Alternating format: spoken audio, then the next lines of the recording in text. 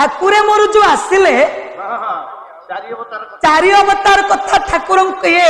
कहते अच्युतानंद महापुरुष आमर पट शिष्य राम को कहले सत्य वामन त्रेतया राम द्वापर नंदनंदन कृष्ण कली जुगरे नीलाचल धाम जगन्नाथ महाप्रभु कलाबदन रूप विद्यमान हेबे। पट शिष्य राम ये टिके हसीदे कहले गुरुजी भंडा भंडी कथा कहीं कले सत्य तो वामन आम परी मनुष्य शरीर त्रेतारे तो राम आम परी मनुष्य शरीर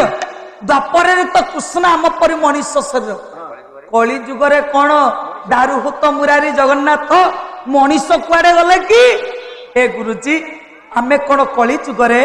मनुष्य शरीर प्रभु को पाइबुनी एठी अच्युत गोसाई कहले कहले राम रे कली जुगरे भगवान मनुष्य शरीर रे थरे नुहे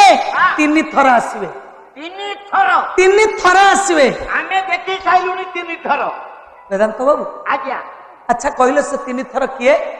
प्रथम अवतार हेले मान्यवर प्रभु सारथी बाबा द्वितीय अवतार हेले सुर बाबा तृतीय अवतार हेले बाना बाबा नहीं अच्युत को मानिया को पड़ो वेदांत बाबू यही तीन अवतार ना ये माने सब हेले भंड प्रकृत तीन अवतार किए जाइपल मालिकारे अच्युतानंद महापुरुष निर्देश देते कलिरा तीन जानव कलिरा तीन जानव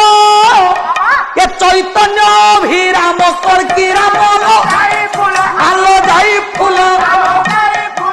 ये सुन कहूछि ता मर्म हे सुन कहूछि ता